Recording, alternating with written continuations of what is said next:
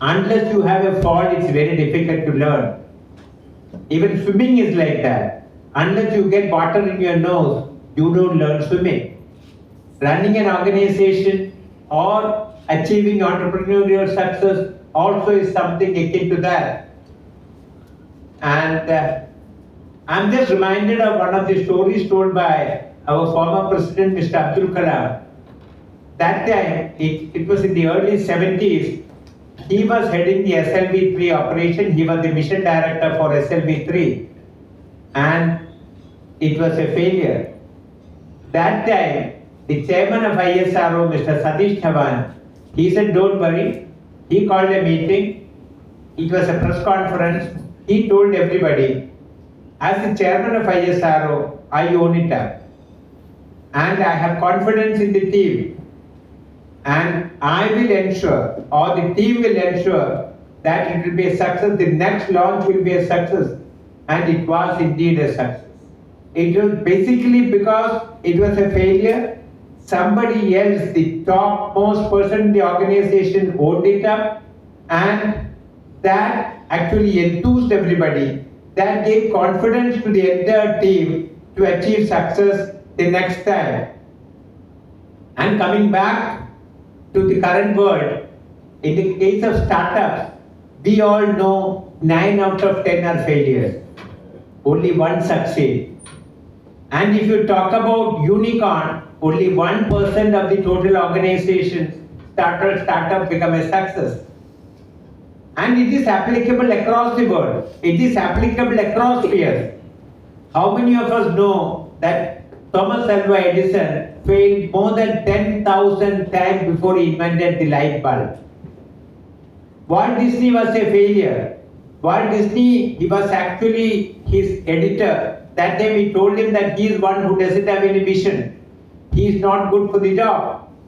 Even Steve Jobs was sacked from Apple way back in the 70s. So all these people, they learned from their mistakes and made their life out of a failure. So failure was used as a stepping stone to success. So handling failures and using it as a stepping stone is important in every field. It's applicable not only for startups, it's applicable not only for entrepreneurs, it's applicable to every sphere of life. It's applicable in any corporate environment, it's applicable even in the day-to-day life, even in the family. And to talk about it, we have Mr. Nijil Ibrahimkutty, a social entrepreneur. He is the CEO of Bluedot Charters and Air Ambulance. The organization basically aims to make international patient transfers affordable and easy. And he's an alumnus of SMS Kochi also. Prior to launching Bluedot, he was heading Zigitsa Gulf Medical Response and Ambulance Service as their CEO of the Middle East Division. This is also the subsidiary of Zigitsa Healthcare Limited India, which operates more than 3,000 ambulances and has transported more than 3 million patients. He also runs a not-for-profit organization named after his father to disseminate information on heart care. So here we have an young person, a successful entrepreneur. He is going to talk about how he made success out of failures. Let us listen to him. I would now request the President to kindly give the presidential address before the stage is handed over to the dignitaries. Thank you. Good evening all. Yesterday we had a wonderful event. I thought just immediately after this event we may not get enough audience. Thanks to each one of you to come over here and listen to a wonderful topic. Already our chairman already mentioned about Thomas Alva Edison. I don't have big stories. We heard about Edison's story, Harry Potter story. Hundreds of publishers rejected their work. Finally, it got published and well. There are a lot of failure stories. I also started my current company with the mega failure. I thought that day I lose job, but nothing happened. So failure is something everyone will normally face, but how to recover from there and and how to make that as a learning session and convert the next process is a success. That's something we all are doing, and I am sure that most of the people sitting here must have faced different types of failure in their life, their profession, their vocation. Uh, However, when you become a successful, we hide all, we will move all those things under the carpet and create a wonderful story, and we learn it as we study. That is something. Now today we have another topic, which is like, I hope it is like different from the last one. Last one, after hearing the story, it was not a real failure. It is actually a success, but it could have been a bigger success. So it is not a failure at all, because it was a valuation issue.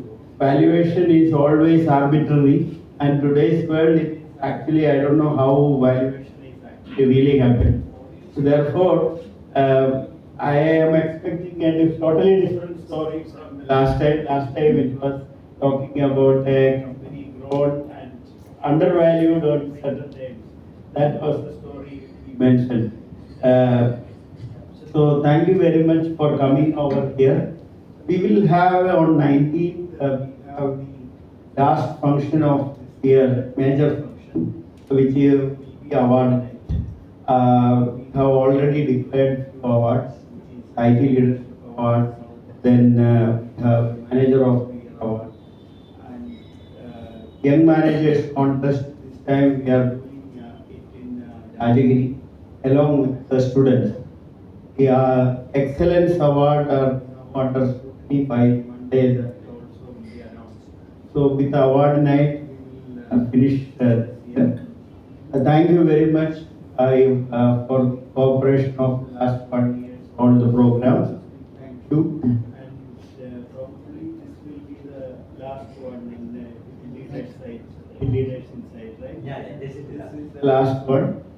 Thank you all. Sorry. Let's. Microphone check. One check.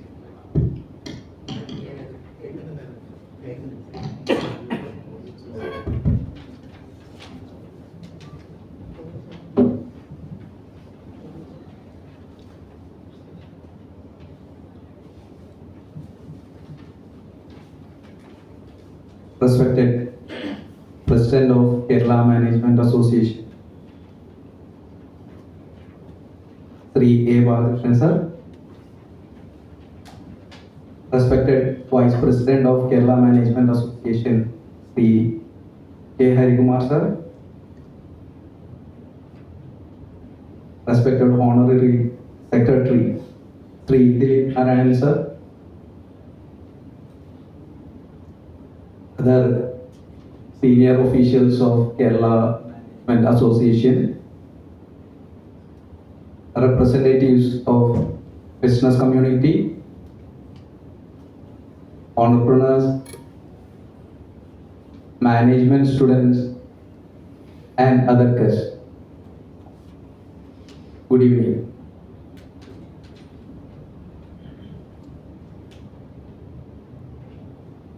As I stand here today,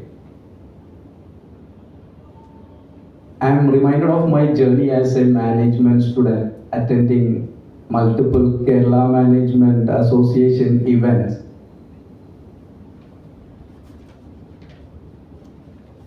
And this is a honor to be invited back, this time as a speaker, to discuss my experience of building a business. I'm really grateful to Kerala Management Association officials, specifically the treasurer, Shri Aziz Khalid, for extending me this opportunity. Now, before I start my speech, Let me clarify something. I'm not sure whether I'll be able to consider myself as a successful businessman or the business I own and manage a successful business. Mainly because I don't consider success as an endpoint. Success is a continuous journey.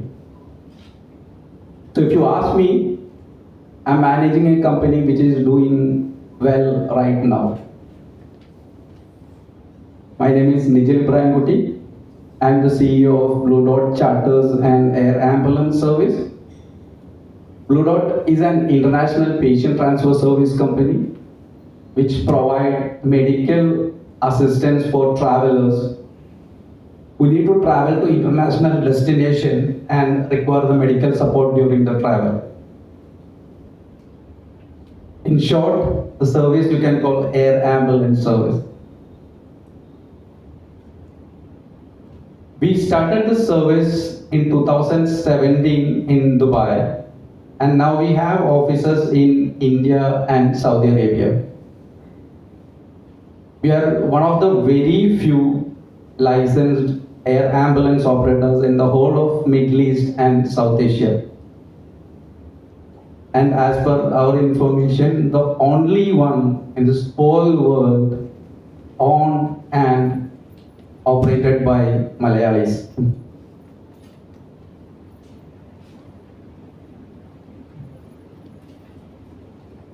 We work closely with government departments, insurance companies, hospitals, corporates, and our team have completed more than 5,000 plus medical transfers worldwide till date, covering 90 plus cities in 63 countries with 100% success rate. We started with 2 employees and now we have 65 full-time employees, 120 plus associate team members. We'll watch a small video about the service, a very short video.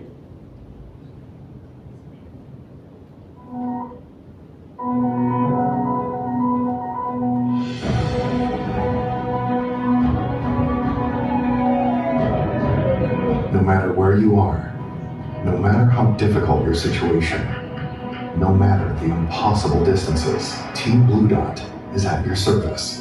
From critically ill patients to delicate pediatric cases, from international repatriation to regional emergencies, our highly qualified medical team has handled over 4,000 assists in over 90 cities and countries with a 100% success rate.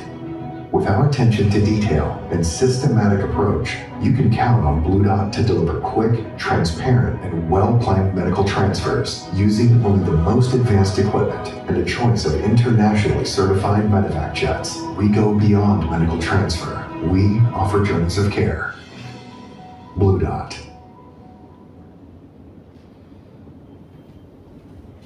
After hearing all these achievements of Bluedot and watching the video, you feel that, okay, this guy have built something.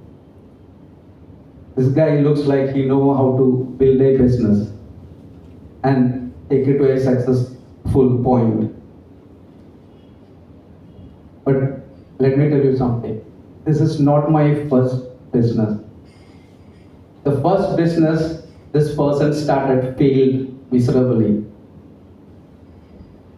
That failure, that painful experience pulled me back from getting back into business for the next 10 years.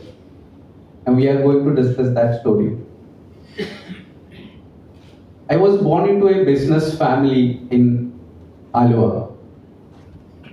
My father was a businessman, my grandfather was a businessman.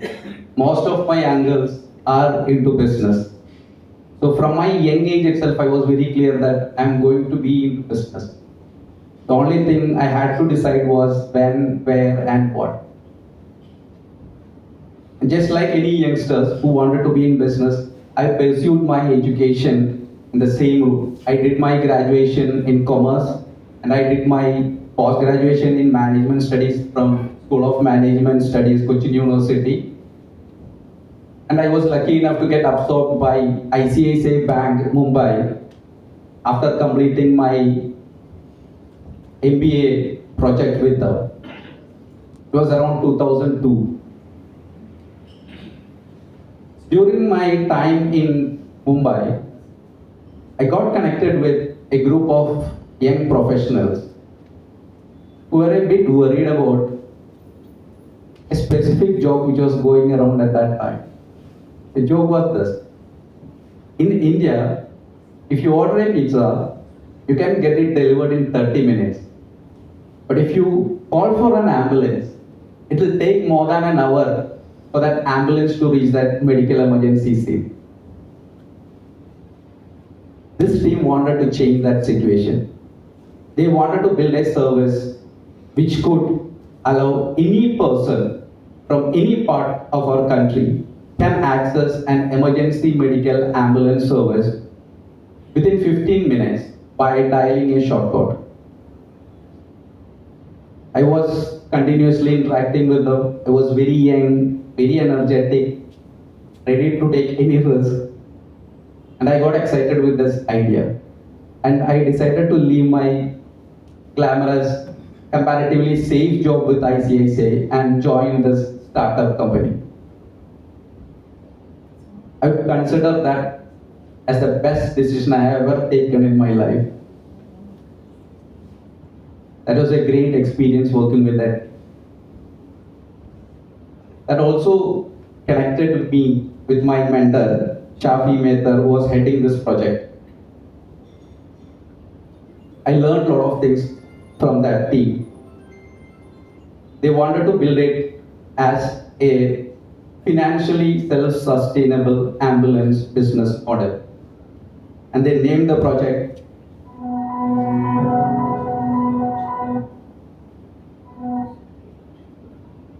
Ambulance Dial 1298. So, as I explained, they wanted to build it as a financially sustainable model. To make any project financially sustainable, you need to charge the customers, right? But at the same time, there being an ambulance service, the team wanted to make sure that the service should be accessible to anyone who call for this service without any differentiation on the basis of their payment capacity. So they brought in a differential pricing model. If the ambulance is called to get transferred to or from a premium hospital, the service fees charged was 1,500 rupees. And the same quality service, the same level of service is charged if the requirement is to or from a medium level hospital was 700 rupees. And the same quality service, same level service, if it's called to or from a government hospital, the charge was 300. So basically what they were doing is they were collecting money from the rich and subsidizing the poor. And they call this model Robin Hood model. I learned a lot of things from the team when I was working there. I worked with them for nearly 5 years. And after 5 years, I started feeling that, oh, okay, I learned a lot of things from the team, how to build a business. And it's time for me to start my own business. And me, along with one of my MBA classmates, started a company. We wanted to bring in innovative ideas to the market. And we call that company Why Not. The first idea we brought in was a crude model of Uber.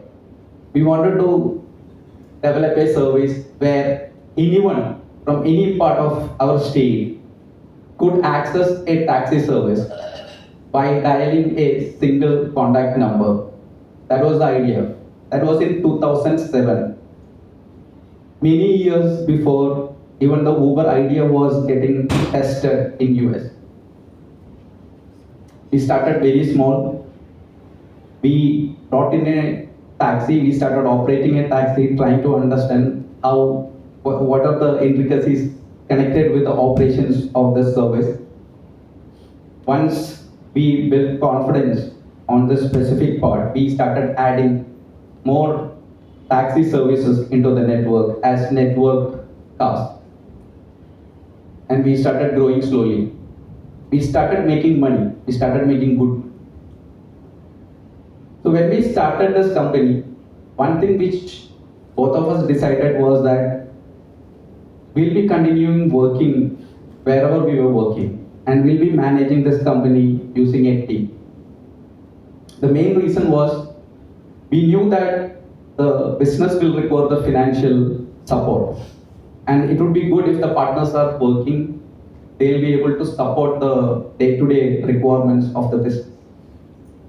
But when we started making money, my partner decided to leave his job and join the company full time.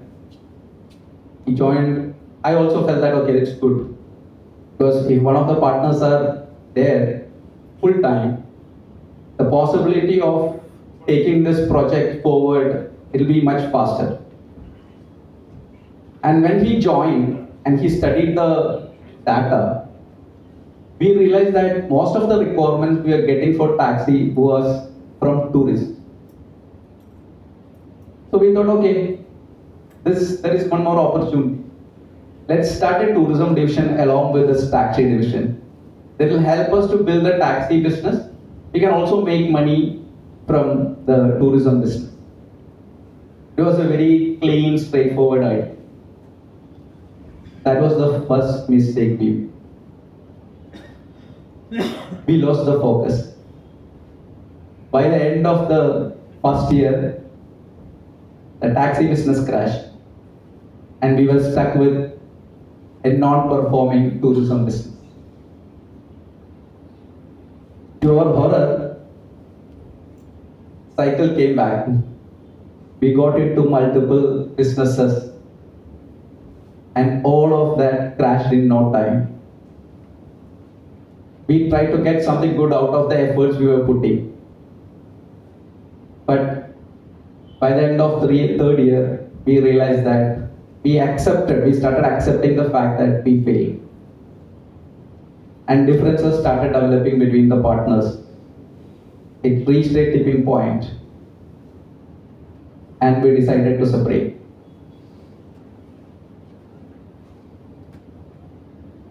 That specific incident affected me very badly. My whole life I was putting in efforts to achieve this specific objective, to start a business, to make it a successful business. That was my dream. My dream crashed in front of me.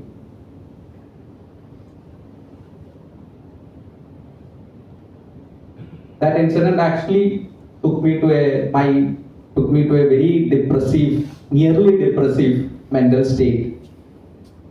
I was still working with the ambulance project. It started affecting my work. It started affecting my relation with the family and friends. I pulled myself into a self-made shell, convincing myself that I'm not good for business. I'm a failure. It took nearly 6 months for me to get out of that mental state. I started focusing into my work. At work, my role was more into a setting up mode. I'll be going to a new location, build the infrastructure, build the team, roll out the project, hand over the project to the team, and go to the next location. And I traveled to each and every part of India to set up the ambulance service project at work. In between, I used to get a lot of business ideas coming from my friends, family, associates, but I was scared. I didn't try. I didn't even think about trying back one more time business. And at that time, my company decided to explore the international opportunities. And being a setup specialist, they decided to send me to UAE to look at the possibilities of the market there and set up the company. That was my next break. Dubai is an entirely different world. It's a very positive environment for businesses. I reached Dubai, I set up this ground ambulance service company there, started managing it. I managed it for nearly 3 years and made it reach break-even. So when I was working there, used to get a lot of requirements for air ambulance service. And we realized that there is no quality service providers in that specific market for this service. Most of the quality service providers are based in Europe. So we need to get a service, we'll have to get a service book and bring it from Europe and provide it. So I realized that this is an opportunity. But again, my failure was standing in front of me tall and large. It was very difficult for me to take the next step. And it was required for me to give somebody some serious push to get back into business again. Unfortunately, that specific role was taken over my brother-in-law, who was also a successful businessman. Every time when we meet, he wanted me to get out of this 9-to-5 job and build a business. So when I discussed this opportunity, he told me, Nijil, you can do this. I'm very confident that you can do this, specifically considering the experience in the specific market. I'm very confident that you are the right person to do it. And he said one more thing. He told me, don't worry about what is going to happen. For the next 2 years, even if nothing happened, I'll support you for whatever requirement you have. That actually changed my life. So I decided that, okay, I'm going to start this business. But from my previous experience, I specifically decided 2 things. One is that I need to have full control over the decision-making operations. I'm not going to manage the business standing on the sidelines, just like how I did last time. Second was, for the next 5 years, I'll be focusing on this specific business. I'm not going to bring in any ideas and try it out. And I left the job and started this company. We started very small. For the first 6 months, we were studying the operational requirement for an international patient transfer service. We studied the world's best air ambulance service companies, their processes, protocols, documentations, medical practice guidelines, everything. And we built a business model, operational system, matching the world's best practice. And once we were confident, we started the operations. Even after starting the operations, we were moving very slowly. For the first 6 months after starting the operation, we did only 2 transfers. Again, we built that confidence, and the next 6 months, we did 32 transfers. And we started growing slowly.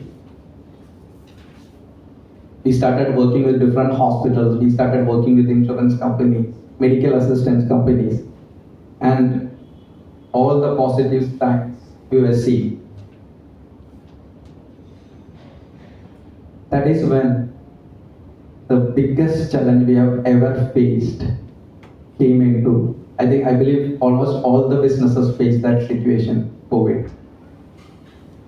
The first thing happened around the world is they stopped the international transfers.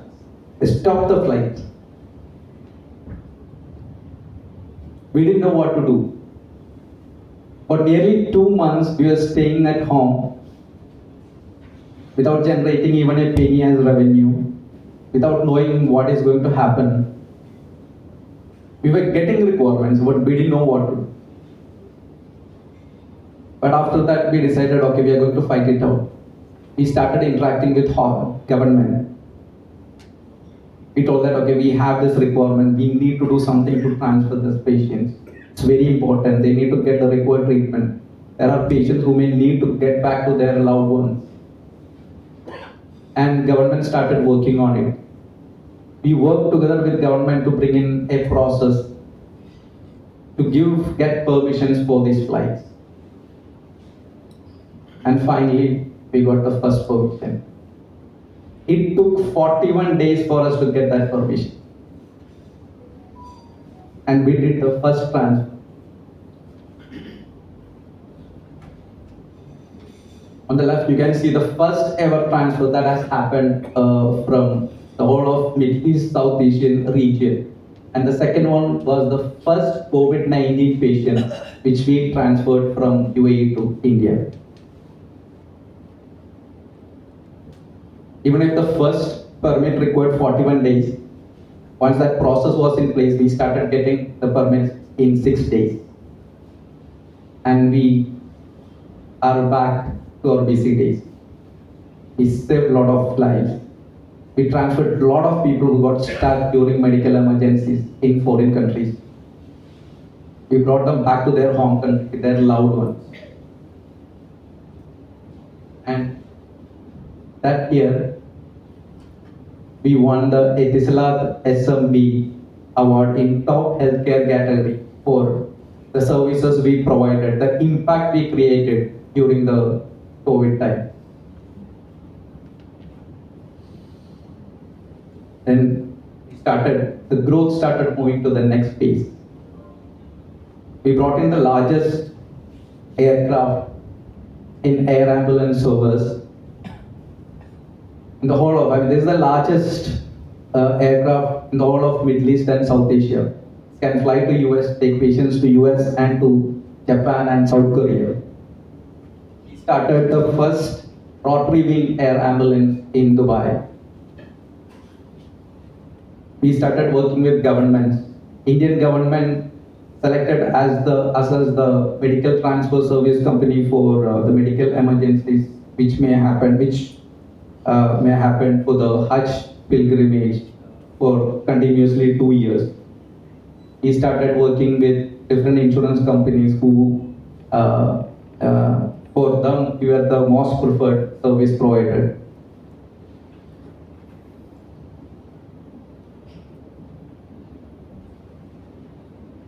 And if God permits, we are going to launch our European operations by the end of this month. So from a point where I was afraid of getting back into business, I could reach here only because of two things. One is that I tried again. The second, the support I got from my team, my network of people, my partners. So from my experience, this is the most important message I can give it to. Failure is not an accident, it's an experience, a learning curve. No other experience or system can teach you the hard realities of business than the biggest failure. It will change your life. Most of the time what happens is when we face a problem and we can't resolve that problem, we may consider it as a failure. This next step which you are going to take when you realize that you have failed, that is going to change the way the business is going to move forward. I usually tell this to anyone who comes to me who wanted to start a business. When you start a business, it's everything good. Started a new business, you started getting requirements, you're providing the service, customer is happy, you're focused, and you'll be moving forward. Then you will face a problem. So you know that, okay, in a business, there are problems. So you'll analyze the problem, you'll understand what is the problem, you'll put in efforts, solve the problem, and the problem is solved. Then you're moving forward again. Then what happens is a much bigger problem will. You'll again do the same process, you'll analyze the problem, you'll understand what is the problem, and you put in efforts to problem solve. But the problem is not getting solved. So what you'll do, you'll bring in your external networks, resources to solve this problem, and the problem solved. Then you're moving ahead again. After some time, you'll have much bigger problem. Same cycle, you try to analyze it, you brought in all the external networks, resources, try to solve the problem. At this time, the problem is not getting solved. You don't know what to do. You're putting in every effort. And you'll realize that I have one more week. If the problem is not getting resolved in this week, I don't have any other option to close down this business. But you're continuing putting in the efforts. And by the end of that week, the problem. So you're happy. Again, you move forward. Now this is very important. You face much bigger problem. Same cycle continues. You put in efforts. You bring in all the resources, external resources. The problem is not getting resolved. You reach the stage where you realize that, okay, I have one more week to solve this problem. If the problem is not getting solved, you'll have to close down the business. You have reached that end of the week. The problem is not solved. You don't have any other option but close down the business. But you are not closing down the business. You're coming back the next day and again putting efforts. Then you will see that problem is solved. That specific step you are taking, after you reaching a point, thinking that this is the end point or this is the failed point. The efforts you are putting in after that is what is going to change the business. Now, I think the president slightly mentioned this factor. It's not easy. It's not easy to build a successful business. Of all the entrepreneurial activity, less than 5% are likely to be high potential. And out of that, only less than 1% become high performing ones. And this does not happen accidentally. Because a lot of planning, efforts, support from different sides, different associates. And if you ask me, a certain percentage of God's blessing goes. Then only we'll be able to reach that 1% high performing entrepreneurs.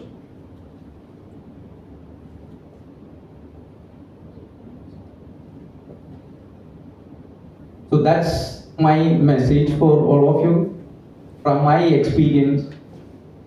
And I would like to end this talk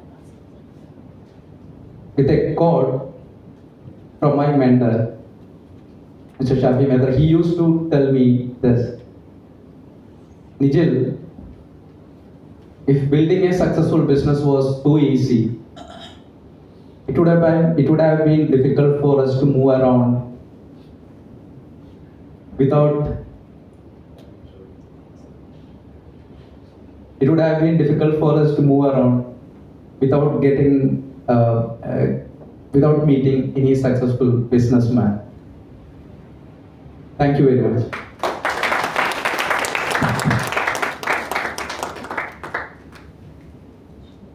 Any questions?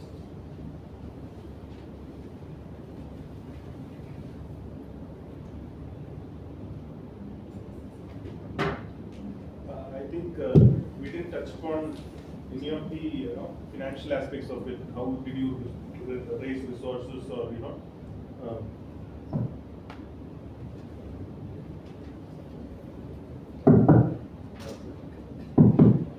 Sorry, which business you want me to answer? this Bluedot business? I think it was when you ended up buying an aircraft. I think you bought it. No, it's actually a long lease aircraft. Okay, so at some point, see, how much kind of staffs are there? How many staff are there?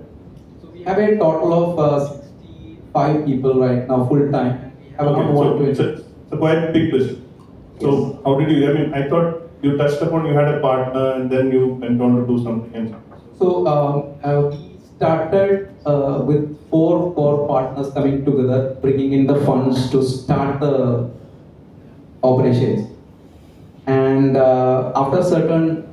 after we reached certain stage, we raised a small fund loan from the bank. And after COVID, we actually got a support offer from Emirates Development Bank, which is a semi-government supported bank to support this type of projects. So that actually helped us to take the project to the next level and bring the aircraft lease system set up. Yeah, please. There is a word, fooled by.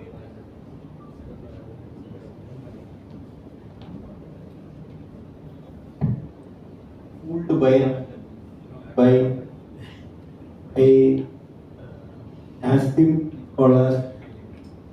He is actually a statistician and also a probability. So according to him, all success and failure are a random character. I do not believe that all these successes are random choices, but I do believe that there are a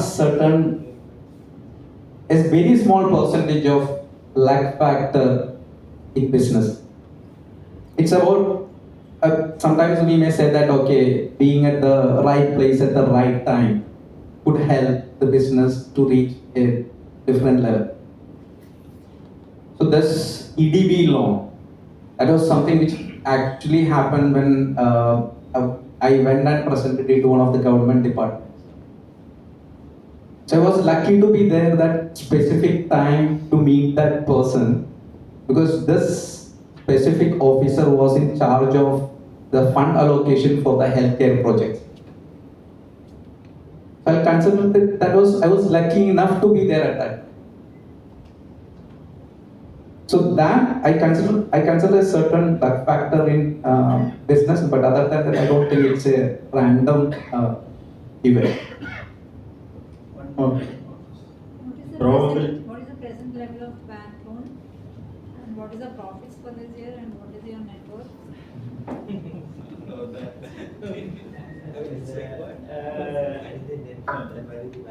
It's not a listed company, so let us not.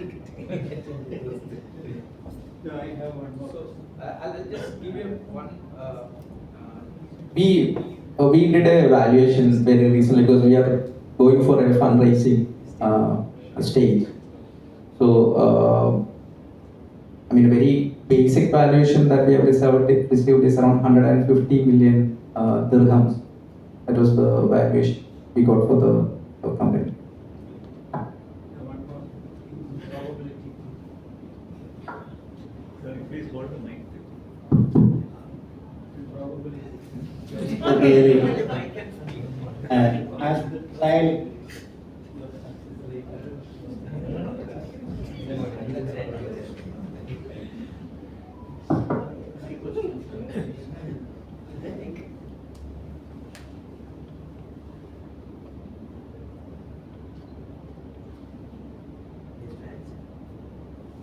one thing which I want to clarify is that, okay, some of you may feel that, okay, I was born into a business family, I was surrounded by business people. My brother-in-law is a business person who actually pushed me to get back to the business, who offered me full support and everything. So it's lucky to be in such an environment so that I could build this. For that, out of I think around 33 cousins I have, I'm the only one who got into business in my generation. I think almost all other working people are either engineer or a doctor. And I believe that if you are very keen to get into business, what will happen is automatically you will get into that type of network. That type of, when you are in the right network, will get whatever I got from my relatives or my network of connects, will get the same support from that network. You don't need to you don't need to be a person from a business family to do things right. Even after that, I failed in my first business.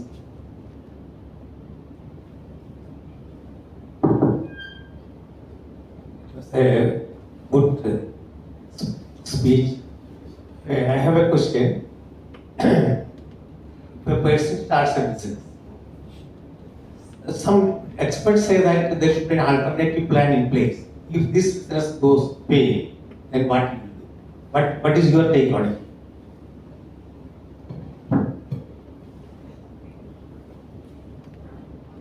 See, in a business, there are certain basic structures in. If you have done all, if your structure is correct, if you have done that right, if your basics are correct, then the chances of business failing is very less. I'm not saying that it won't fail. There are a lot of factors which can affect your business. For example, like government policy change. You may not be able to do anything. COVID. I mean, a lot of businesses crashed during that time.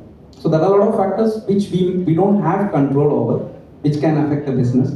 Otherwise, if your basics are right,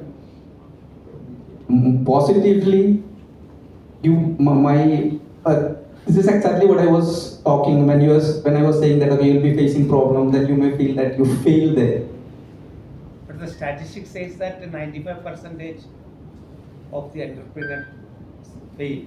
That's what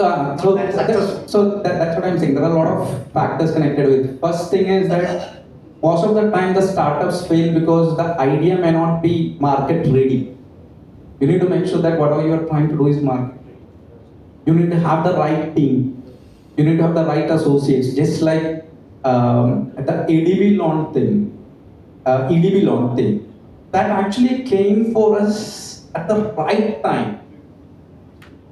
If it was delayed by even for a week, we would have been doing the same, level services, continue doing that same level of service. So we got the right associate for the funding, we got the right team members, we could build a good management core team members. All this happened. So if all these basic things are happening correctly, I personally do not see any reason why a business should fail. What is your plan forward? So immediately we are starting the European operation. That you said. Yeah. Then we are actually looking for African market, covering the African market. We have a medical treatment facilitation division, basically taking care of the treatment. International treatments for our clients.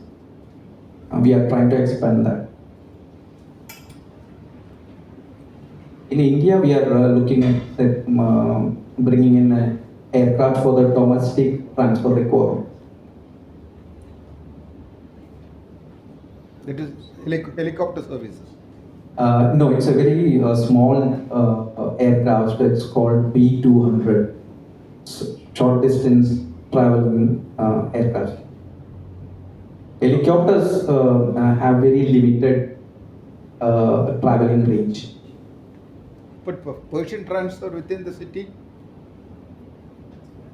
See, it's, even if we bring a helicopter ambulance, be very costly.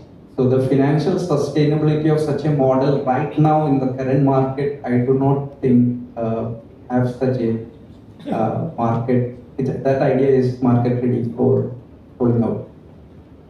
India has that air ambulance service, but I don't know how come it is successful. Sorry. India has, here we have that air ambulance services.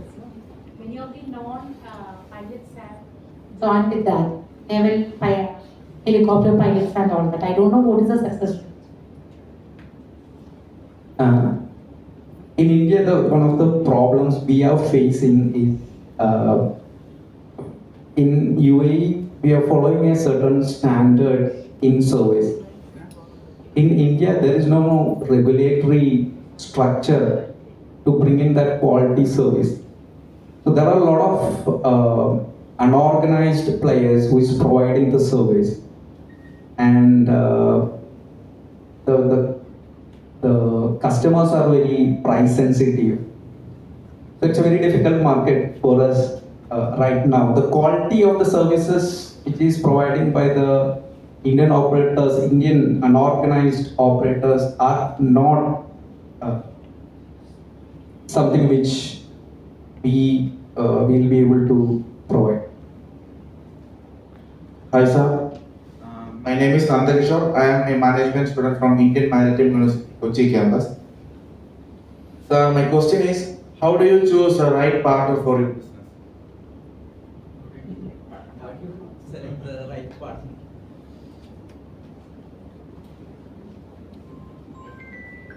I mean, it's a very difficult question to answer because I selected my MBA classmate who I believe was the best partner I could get to start my first business.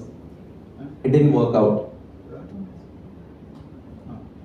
So this time we were very clear. One thing which we were very clear when we started the company was the roles were clearly explained. I was in charge of certain decision making. I was in charge of the day-to-day operation management. There is a partner who is actually taking care of the IT related works. There is one of the partner is the medical director and taking care of the medical side of it. There is a partner who is taking care of the financial fundraising responsibility. So we were clear what are the roles and responsibilities, and it is going fine right now. But again, I've seen multiple companies who have grown really big, and later the partners started having difference of opinion, and the company going down in the business. So to be honest, very honest, I do not know how to. It's just a gut feeling and how we are taking forward that relation and relation forward. That's it. Good evening. Just had one. Just out of curiosity, how much does it cost to transfer a patient from UAE, Abu Dhabi? So Abu Dhabi to Kochi in a chartered air ambulance will cost around $55,000. But if it's commercial flight stretcher, it will be somewhere around $10,000. That's it. About 5. 20%, around 20% of the air ambulance cost. Can you come again? 20, I mean, the commercial flight stretcher cost will be around 20% of the chartered air ambulance cost.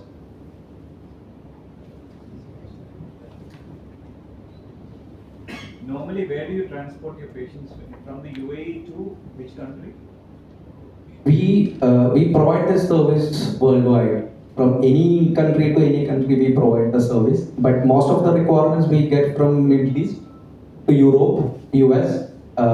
Then in Southeast Asia, we get requirements to India, Thailand, Korea, Singapore, These are the main destinations. In India, which is the preferred destination? India, the main transfers are happening from eastern side to Delhi. Delhi.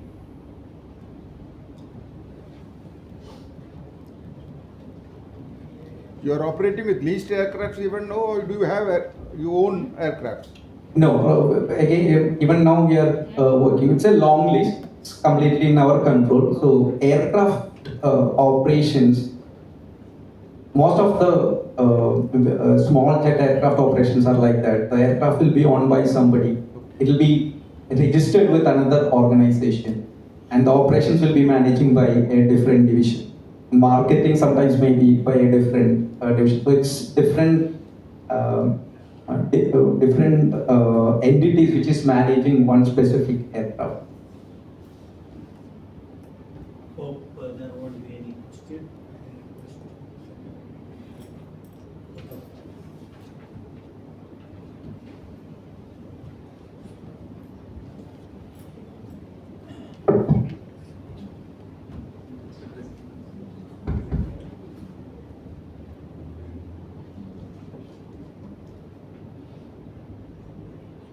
Mr. President, Balakrishnan, distinguished speaker, Mr. Nijil Ibrahimkutty, Program Chair and Vice President Mr. Kumar, past presidents, Ibu Nuran, Algiers Khalid, and my dear KMA family. It's so heartening to see all of you today. We were not expecting because of yesterday's program, and we couldn't inform also properly because till yesterday we were talking about the yesterday's event, even though we had announced it later. So this is this is the last in the KMA Leaders Insight session, and I would like to first, before I move to my duty, I would like to express the sincere thanks to Harikumar sir, Program Chair, for conducting all these sessions with varied speakers, rich content, speakers from across the world with diverse backgrounds. And also I would like to specially mention Mrs. Harikumar Sunita for bringing, helping him for getting many speakers. I wanted to especially congratulate Sunita because her classmates, some of them, and her contacts, they got amazing speakers. So thank you, Harikumar sir, and please continue the service in the next year also. Maybe in different capacity, but and to Sunita.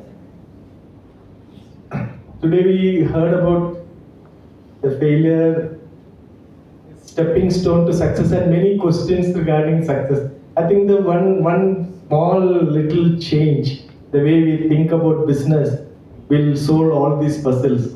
He has come out with a very candid address about the way his business, his partners, his failures, very candidly he said. It is also very interesting. Very few people will do that.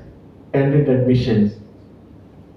Business, I would say, is not a finite game, like a 90-minute match with fixed, like a football match or any finite game with known opponent, fixed rules, referee, non-players. So you have a goal, you have to score, so you know everything. So then you can talk about success. Business and life is not a finite, it's an infinite game. So you don't know the competitors. Today he talked about all this. You don't know the competitors, you don't know the partners, his partners. You don't know the employees. They will come and go. So lot of uncertainties.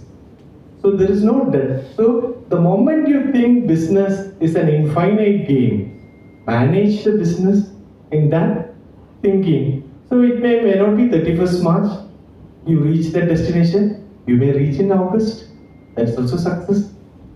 So only the time. So this is a simple fundamental change that will make you very, very calm you can approach, you can take right decisions. It is not a finite game, it's an infinite. So thank you, Mr.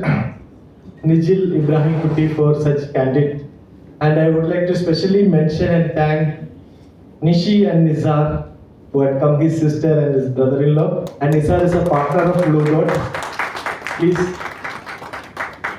He mentioned the two things, the success. What is that? Two reasons for success. One he said about this family. The second reason you said is family and the partners. So many times it's like people call it is under the lamp or foot of the lamp. In the lamp, any lamp, the light will be emitted outside. The foot of the lamp, there is a slight shade will be there, and you don't look at that. But he mentioned that there's a beautiful way of taking care of the immediate vicinity, and they give the strength and power for any business.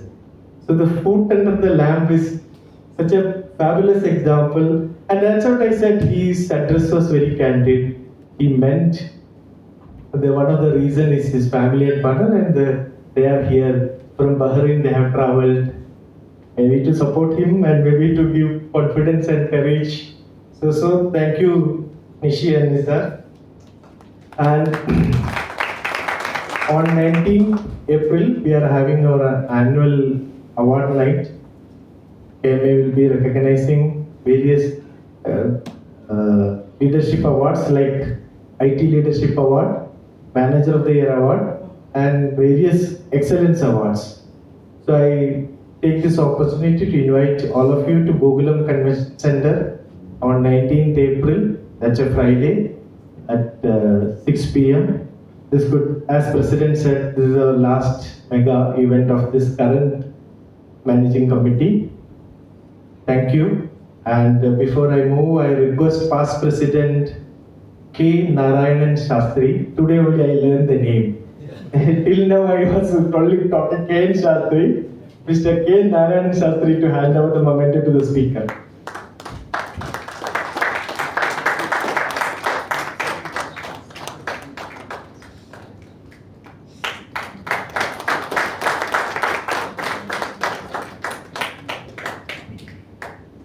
Thank you. Let's rise for national anthem. Jana Gana Mana अधिनायक जय हे भारत भाग्य विधाता पंजाब सिंध गुजरात मराठा द्राविड उत्कल गंगा विंध्य हिमाचल यमुना गंगा उच्चल जलधि तरंगा तव शुभ नामे जागे तव शुभ आशीष मांगे गाहे तव जय गाथा जन गण मंगल दायक जय हे भारत भाग्य विधाता जय